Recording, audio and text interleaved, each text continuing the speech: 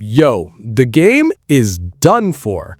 I'm talking career ending, legacy obliterating, reputation in the gutter, done.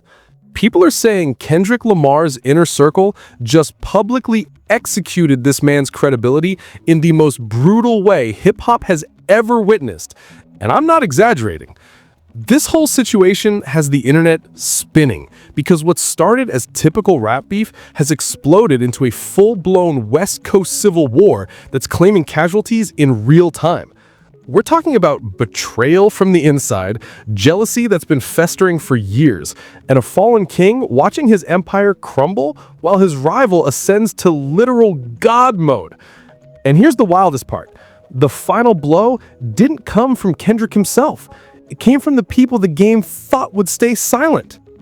Buckle up, because this story has more twists than a Hollywood thriller, and every single one of them is real.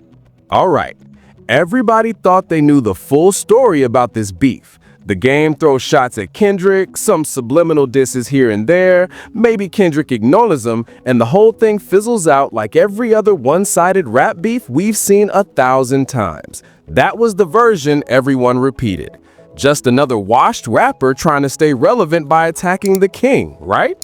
But now, new information just detonated everything we thought we understood.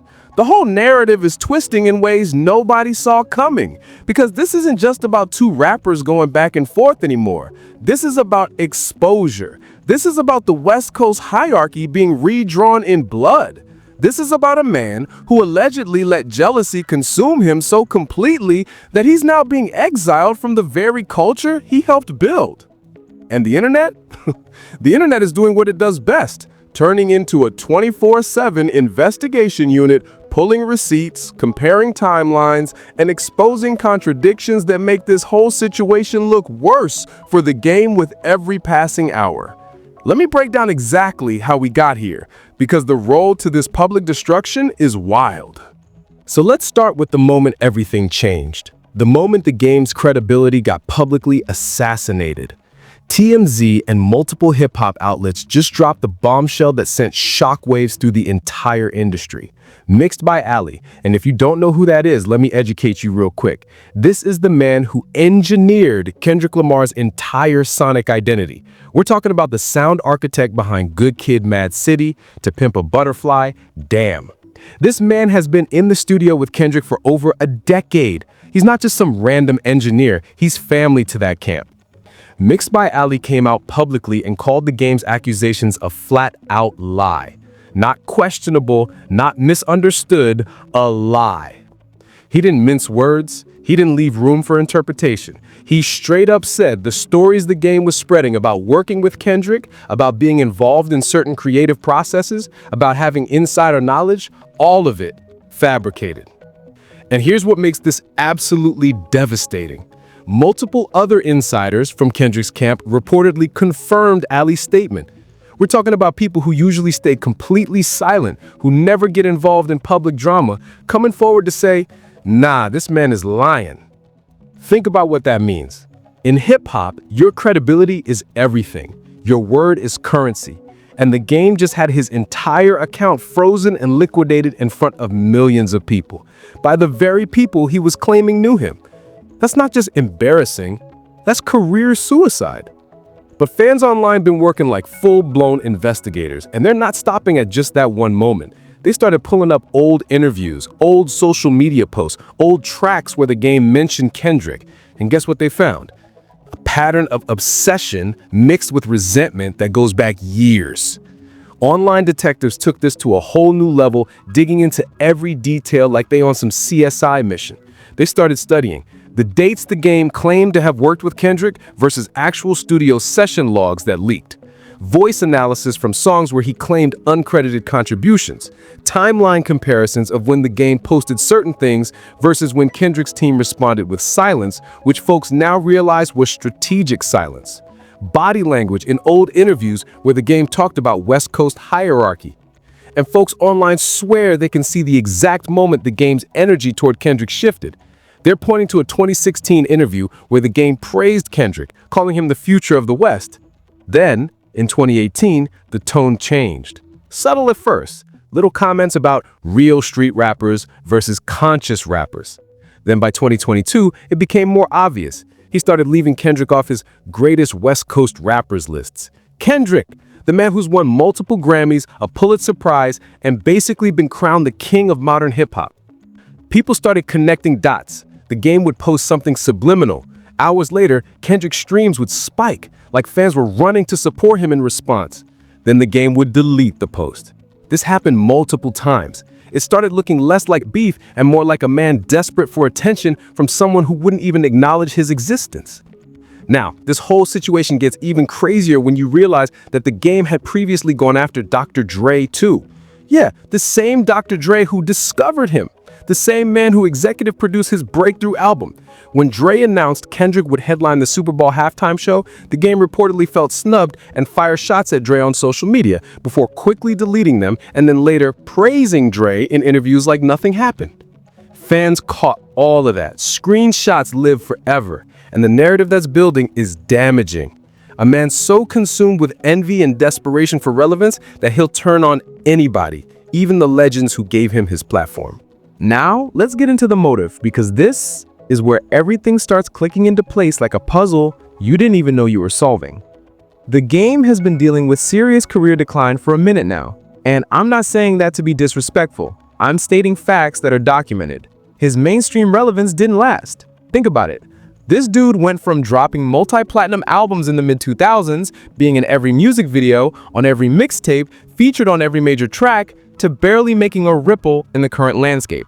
Back in their peak, we're talking 2005, 2006, the game was pulling in millions. Sold out shows, endorsement deals, movie appearances.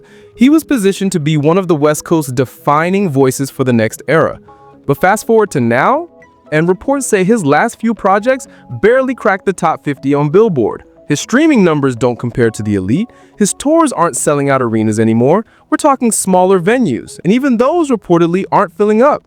Meanwhile, Kendrick is out here operating on a completely different level.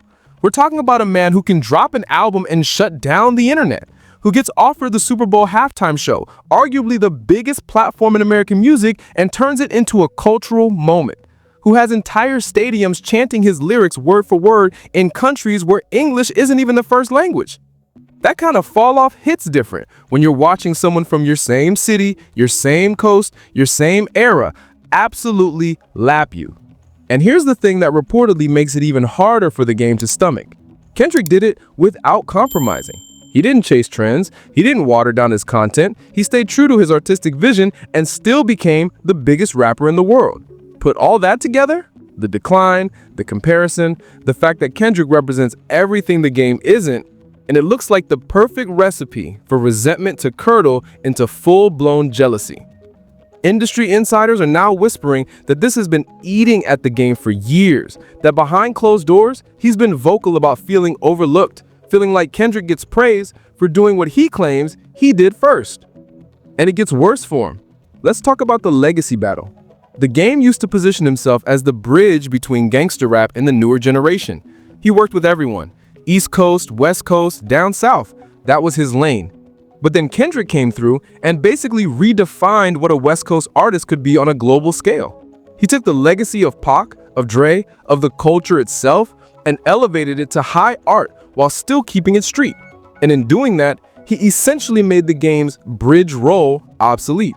People who've been around both artists claim that energy shifted dramatically around 2015-2016.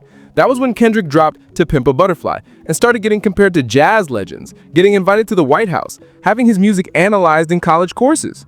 The game reportedly saw all this happening and started making subtle comments in interviews about real hip-hop versus experimental rap. Folks didn't catch it as shots at the time, but looking back now, it's clear as day. Then came Kendrick's Damn album in 2017. That project won the Pulitzer Prize for Music, the first non-classical or jazz work to ever win that award. Think about the weight of that. A rapper from Compton winning one of the most prestigious awards in American arts. And reports say around this time, the game stopped mentioning Kendrick entirely in interviews. Just silence. Which is wild because you can't talk about modern West Coast rap without talking about Kendrick. It's like trying to discuss basketball and skipping over LeBron.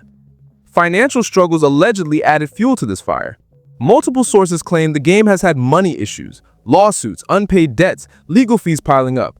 Meanwhile, Kendrick signed a reported 8-figure deal, has ownership stakes in various ventures, and moves like someone with generational wealth secured. That contrast? That'll make jealousy grow roots deep. But here's the part that really exposes the motive: the GNX movement. For those who don't know, GNX is Kendrick's collective of West Coast artists he's been elevating. We're talking about rappers who were underground, who were struggling to get attention, who were grinding for years, and Kendrick used his platform to put them on. He didn't gatekeep. He didn't make it about himself. He said, "The West Coast is bigger than me," and started building an empire of talent. Artists who were performing in small clubs are now signing major label deals. Producers who were selling beats on YouTube are now working on platinum projects. The entire West Coast landscape is being transformed through this movement. And the game? He's not part of it. He's watching from the outside, while Kendrick does exactly what a leader is supposed to do: elevate the culture, not just himself.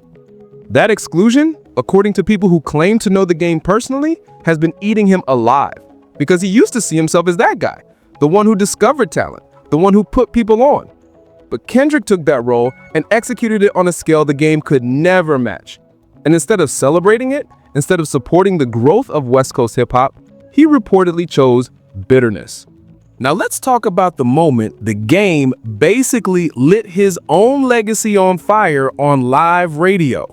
I'm talking about the now infamous Sit Down with Big Boy that had the entire internet saying, "Bruh, what are you doing?" Now here's the deal. The game goes on Big Boy's show, a respected platform, been around forever, known for real conversations about hip-hop culture. And in the middle of this interview, the game makes this wild declaration: modern hip-hop is trash. Now think about what that statement means coming from someone in his position. You're a rapper whose relevance is fading. You're watching a new generation completely dominate streaming, touring, cultural impact, and your response is to call all of it trash? That's not critique. That's not constructive commentary. That's bitter old head energy, and fans caught it immediately. Within hours, Twitter was destroying him. Fans started pulling up his recent music and asking, "So if modern rap is trash, what does that make your last 3 projects that nobody listened to?" They started posting his streaming numbers next to artists he was supposedly calling trash. Artists who are pulling 100 million streams per song, while his recent singles struggle to hit 1 million. But here's why this interview moment is so damaging. Fans instantly read it as a coded attack on Kendrick, Tyler, and the entire new wave of West Coast artists. Because who's dominating modern hip-hop right now? Kendrick, who just had back-to-back chart-topping albums. Tyler, the Creator, who's selling out world tours and breaking streaming records.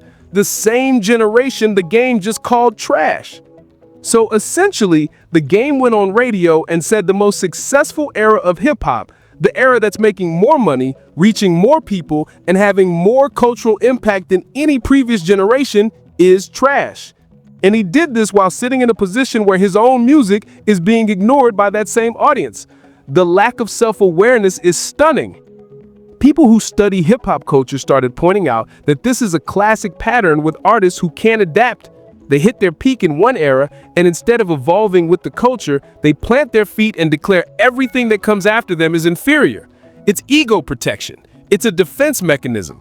Because if you admit the new generation is talented, you have to confront the reality that maybe you just got left behind. Meanwhile, look at how actual legends move. Jay-Z collaborates with new artists. Nas gives flowers to the next generation. Even Snoop Dogg, who's been in the game for 30+ years, stays connected and relevant by embracing evolution instead of fighting it. The game could have taken that route. He could have been the elder statesman supporting the new wave. Instead, he chose resentment, and that interview made it undeniable. Big Boy himself reportedly looked uncomfortable during parts of that conversation, like he knew the game was burying himself with every word. And the comment section under that interview? Brutal. People weren't even arguing with his points. They were just clowning him. Memes, jokes, comparisons to old rappers who became irrelevant by hating on the new school. The game became a punchline in real time. Now let's flip the script and talk about what Kendrick has been doing while all this drama unfolds. Because the contrast is so sharp, it almost feels unfair. Kendrick's 2024-2025 run isn't just successful, it's historic. We're talking about a level of dominance that's rewriting what's possible for a hip-hop artist. Let me break down exactly what this man has accomplished while the game was out here throwing subliminals and getting publicly denied by his own people. First, the Super Bowl halftime show. Kendrick didn't just perform, he took over. That performance is being called one of the greatest halftime shows in Super Bowl history. The set list, the staging, the cultural significance of a Compton rapper headlining the biggest event in American sports. That moment solidified Kendrick as not just a rapper, but an icon, a living legend, someone who exists in the same conversation as the all-time greats, regardless of genre. Second, streaming records obliterated. Kendrick's recent releases broke platform records on Spotify, Apple Music, and YouTube simultaneously. We're talking about first-day streams in the tens of millions. Songs staying at #1 for weeks. The algorithm basically bent to his will because the demand was so overwhelming. When Kendrick drops, the internet stops and pays attention. Third, the tours. Sold out instantly. We're not talking about shows that gradually fill up. We're talking about arenas and stadiums selling out in minutes, tickets being resold for thousands of dollars. International dates added because the demand was too high. Kendrick's performing in countries where hip-hop isn't even the dominant genre, and he's packing venues to capacity.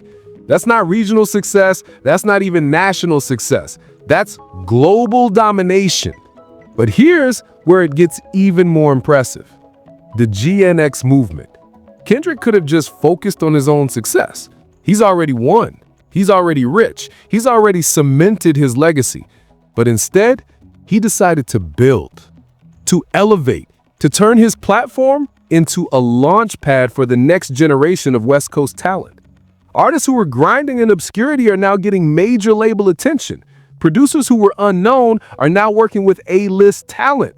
The entire West Coast underground scene is experiencing a renaissance because Kendrick decided to shine his light on them.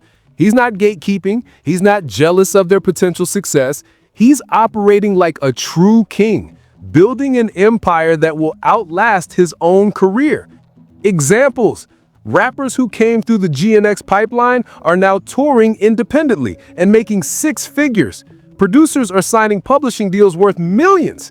The ripple effect of what Kendrick started is creating generational wealth for dozens of families. And he's doing all this while still dropping his own music, still performing at the highest level, still pushing artistic boundaries. And let's not forget, Tyler, the Creator, also exploded during this same period. Back-to-back albums that dominated the charts, tours that sold out immediately, critical acclaim across the board. Tyler's become the second tower of West Coast dominance. And guess what? Kendrick and Tyler support each other. They celebrate each other's wins. They collaborate. They operate like leaders who understand that multiple people can be successful at the same time. Compare that energy to the games. One is building, one is tearing down. One is expanding the culture, one is attacking it. One is creating opportunities for others, one is trying to reclaim his own fading spotlight by starting unnecessary beef. The difference in maturity, in vision, in leadership is so obvious, it's painful. Then came Kendrick's pop-out show. If you weren't paying attention to West Coast hip-hop before, you definitely were after that. This wasn't just a concert, this was a cultural statement. Kendrick brought out nearly every major West Coast artist, legends, and new generation on one stage. It was a celebration, a unification, a reminder that the West Coast is a family when it's led by the right person. The lineup was insane. Artists who normally don't even do shows together were all there supporting Kendrick's vision. The energy was electric. Videos from that night went viral across every platform. It became a defining moment in modern hip-hop history. And the visual of all that talent, all that influence, all that power on one stage with Kendrick at the center conducting it all, that's a king. And the most screaming absence from that stage, the game. Just let that sit. It wasn't even like he was invited and declined. Reports suggest he wasn't even considered. His exclusion was so complete that fans watching didn't even think to ask, where's the game? He'd been erased from the conversation entirely.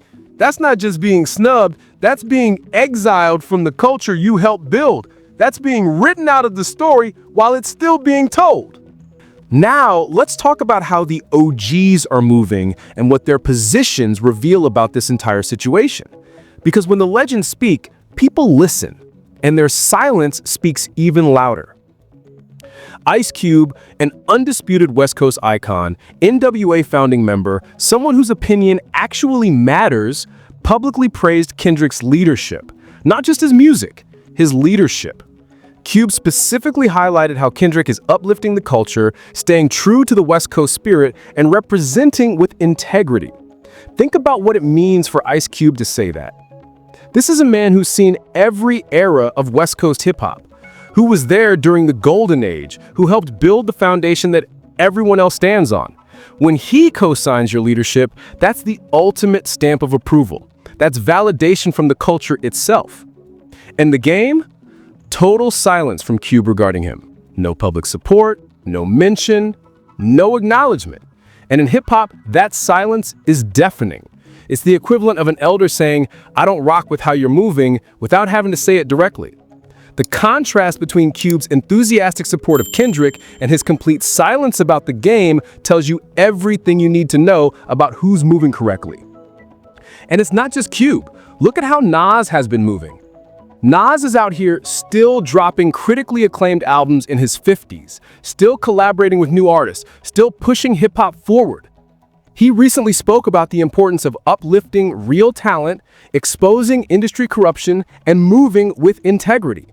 He didn't name names, but people who understand hip-hop culture know exactly who he's talking about. Nas represents what true legacy looks like.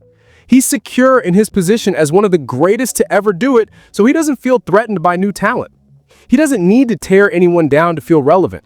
He lets his work speak for itself, and guess what?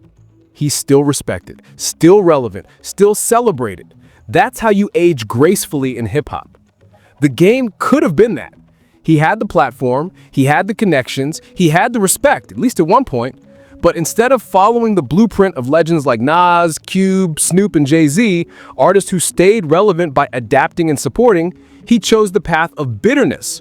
And now, he's watching his legacy get rewritten in real time, with the elders essentially saying, that's not how we move. There's something genuinely sad about watching someone destroy their own legacy like this, because the game's early work was important. He did contribute to West Coast hip-hop. He did have classic albums. But all of that is now being overshadowed by his behavior. And the elders aren't coming to his defense. They're not trying to mediate. They're just silent. And that silence feels like a verdict. Now let me pull back the curtain on something that most people don't understand about Kendrick. His trust circle is smaller than you think. And understanding this makes the game situation look even worse. According to multiple industry sources, people who've worked in studios, managed tours, been in private meetings, Kendrick's true inner circle of trust is brutally small. We're talking about 3 people: Jay-Z, Pusha T, and Nas. That's it. Everyone else kept that strategic distance. Kendrick is friendly with a lot of people. He'll collaborate, he'll show respect, he'll appear at events, but trust? Real, deep, I'll let you into my creative process and personal life trust? That's reserved for those 3. And there's a reason for that. Jay-Z is the business mentor, the blueprint for how to build generational wealth in hip-hop. Nas is the artistic standard bearer, the example of how to maintain integrity while achieving commercial success. Pusha T is the strategist, the one who understands the chess game of hip-hop politics and never makes a move without thinking 3 steps ahead. Those 3 men represent everything Kendrick values: business acumen, artistic excellence, and strategic thinking. They're not yes men, they're not clout chasers, they're builders, they're kings in their own right. And that's the level of person Kendrick keeps close. Now, knowing that, think about the Dame expecting or even demanding to be considered part of Kendrick's circle. A man who publicly attacks people for attention, who contradicts himself constantly, who displays none of the maturity or strategic thinking that Kendrick's actual inner circle embodies. The delusion of thinking he deserved that level of access is wild. And here's where it gets even more interesting. Multiple industry insiders are claiming that the game quietly tried to reconcile behind the scenes. Allegedly reached out through intermediaries, tried to set up private conversations, maybe looking for a way to walk back the disrespect or spin it as just rap beef, nothing personal. And Kendrick's camp ice coldly ignored him, didn't even dignify it with a response, just silence. The same way you'd ignore spam in your inbox. That's the level of irrelevance the game had been reduced to in Kendrick's world. Not even worth acknowledging, let alone engaging with. Now, think about that. That kind of rejection from someone you are publicly obsessing over. That's psychological torture for an ego like the game's. He needs the attention. He needs the acknowledgement. He needs to feel like he matters in the conversation. And Kendrick denying him even that? That's the ultimate power move. It says, you're not even worth my energy. Now we need to talk about what all this backlash has done to the game's actual career. Because while this drama is playing out publicly, there's a real album rollout that's been crumbling under the pressure. The game's new album was originally scheduled to drop November 28th. That date was announced. Press runs were planned, features were being teased, the whole promotional machine was supposed to kick into gear. But then, the album got pushed to December 5th, quietly, with minimal explanation. Now, in the music industry, pushing back a release date last minute is never a good sign. It means one of 3 things. The project isn't finished, the label doesn't have confidence in it, or the artist is dealing with external issues that make the current moment bad for a release. In the game's case, it's looking like all 3. Reports started surfacing that several major collaborators have backed out of the album. Artists who had agreed to features suddenly had scheduling conflicts. Producers who were on board started distancing themselves. And while nobody's saying it explicitly, the implication is clear. People don't want to be associated with the game right now. His brand has become toxic. Think about it from a collaborator's perspective. Slow down. You're an artist or producer trying to build or maintain your career. You've watched the game get publicly called out by MixedByAli in Kendrick's camp. You've seen the internet turn against him. You've watched his credibility evaporate in real time. Why would you want your name attached to his project during this moment? It's bad business. It's potential damage to your brand.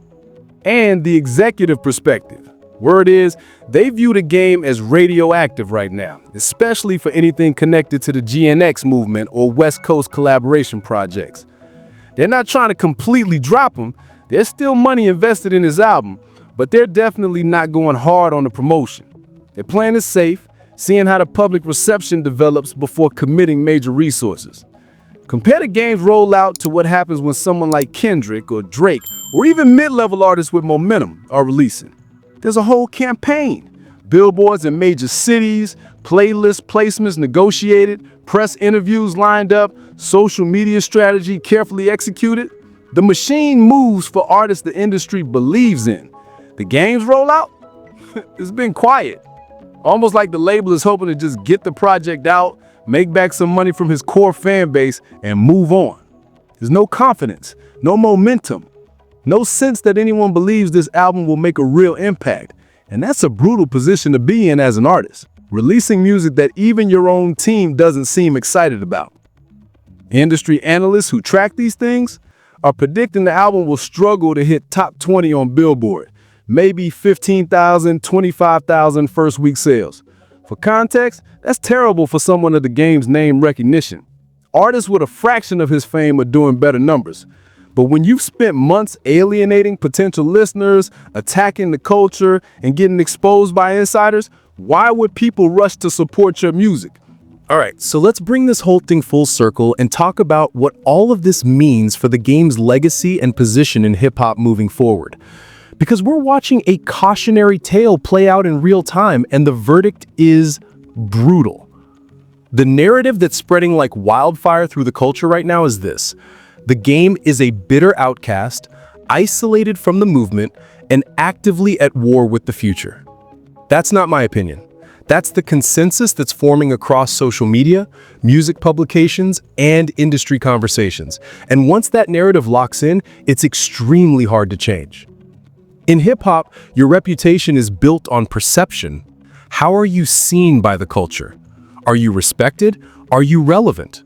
Are you someone people want to work with and support? The game's perception has shifted dramatically in the span of a few months. He went from veteran West Coast rapper with a solid legacy to bitter old head attacking the new generation.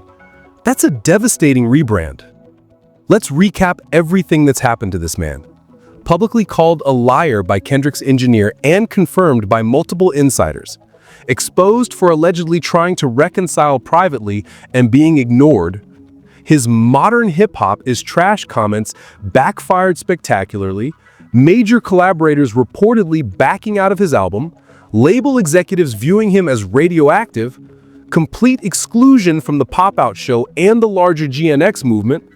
Elder statesmen like Ice Cube supporting Kendrick while staying silent on him. His album rollout getting delayed and losing momentum. Public loyalty lines drawn with almost everyone choosing Kendrick's side. That's not just losing a rap beef, that's career demolition. That's being written out of the current chapter of West Coast history while you're still alive to watch it happen. And the wildest part? Kendrick didn't even have to respond directly. The culture did it for him. That's what happens when you're operating from a position of true power versus desperation. Kendrick didn't need to make a diss track. He didn't need to go on interviews and address the game. He just kept winning, kept dropping incredible music, kept elevating other artists, kept being celebrated by legends, kept selling out tours. His existence and success became the response, and that's so much more devastating than any direct rebuttal could be. And at the core of all this, jealousy. Pure, unfiltered, consuming jealousy. The game couldn't handle watching Kendrick become everything he wished he could be. Couldn't handle the comparisons. Couldn't handle being passed by someone from his same city, his same era, his same culture. And instead of finding peace with his own legacy, instead of gracefully transitioning into an elder statesman role, he let that jealousy rot him from the inside until it manifested as these public attacks. And honestly, there's something tragic about that. Because jealousy is a prison you build for yourself. The game is torturing himself watching Kendrick's success. Every headline about Kendrick's achievements is like a knife to him. Every praise Kendrick receives feels like an insult to the game's legacy. He's living in a constant state of resentment, and it's eating him alive. That's not a way to exist. But sympathy aside, the culture has made its decision. The game is being exiled. Not officially. There's no meeting where people voted him out, but through collective action, people not working with him, labels not investing in him, fans not supporting him, elders not defending him, he's being pushed to the margins. And in hip-hop, once you're marginalized, it's very hard to come back. So what does the future look like for the game? Probably a lot of independent releases that his core fan base supports, but don't make mainstream impact. Maybe some podcast appearances where he tries to rewrite the narrative. Possibly some reality TV or social media stunts to stay in the conversation. But that elite level, that position of being taken seriously as a major voice in hip-hop, that's gone. And the tragedy is, it didn't have to be this way. If he had just supported Kendrick's rise, if he had celebrated the West Coast Renaissance, if he had positioned himself as an OG who's proud to see the new generation winning, he could have been part of this moment. Could have been on that pop-out stage, could have been one of the elders getting praised by Ice Cube, could have had a role in the GNX movement. But he chose bitterness over legacy, and now he's paying the price.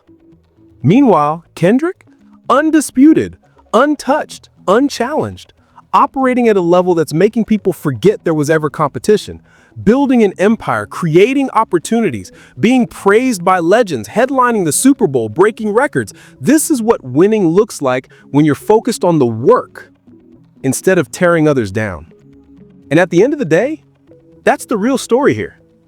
Greatness versus bitterness, vision versus jealousy, building versus destroying. And the culture has chosen its side. Yo, this story is far from over. As I'm recording this, new details are still dropping, more people are weighing in, and the game's album release is right around the corner. We're about to see how all this drama affects his actual sales and reception. Is the core fan base still going to show up? Will any major artists still publicly support him? How is he going to address all of this on the project? Reports are saying there might be more leaked information coming about behind-the-scenes attempts at reconciliation, rumors about other artists' real opinions on this situation, possibly even a direct response from the game trying to spin the narrative. As you know, I'm going to be covering every single development as it happens. So drop your thoughts in the comments right now because I want to know, do you think the game can recover from this, or is his reputation permanently damaged? Do you think he genuinely felt snubbed? Or is this all a desperate attempt to stay relevant? And honestly, do you think Kendrick should eventually address this directly, or is the silent treatment the most powerful response? Also, let me know, are you actually going to listen to the game's album when it drops? Or has this whole situation made you lose interest completely? Because I'm seeing a lot of people saying they were fans before, but this behavior crossed the line. That's real consequences playing out. Make sure you smash that like button if you made it this far. This was a deep dive, and I appreciate you staying locked in. Hit that subscribe button and turn on all notifications because this story is developing fast, and I'm going to be posting updates as they happen. You don't want to miss a single twist in this saga. I'm also going to be breaking down the album track by track when it drops, analyzing whether the game addresses any of this directly or tries to ignore it. Plus, I've got more videos coming about Kendrick's GNX movement, Tyler's rise, and what the future of West Coast hip-hop looks like. This is a historic moment in the culture, and we're documenting it in real time. Drop your wildest predictions in the comments. Tell me what you think happens next. Do we get a surprise diss track? Does someone try to play mediator? Does the game double down or backtrack? The comment section is going to be crazy for this one. I appreciate every single one of you for rocking with me on these deep dives. For real, we're building something special here, a community that actually understands hip-hop culture beyond just the surface level. Y'all ask thoughtful questions, bring receipts, and keep the conversation going. That's what makes this worth it. Stay safe out there, and remember, in this social media age, legacy is written in real time. Every move you make, every statement you put out there, every bridge you burn, it's all documented forever. The game is learning that lesson the hard way. Hopefully, we can all learn from watching it play out. I'll see you in the next one when more details drop, and trust me, they will drop. This story is too explosive to stay quiet. Until then, keep the conversation going in the comments, and let's watch this West Coast war continue to unfold. Peace.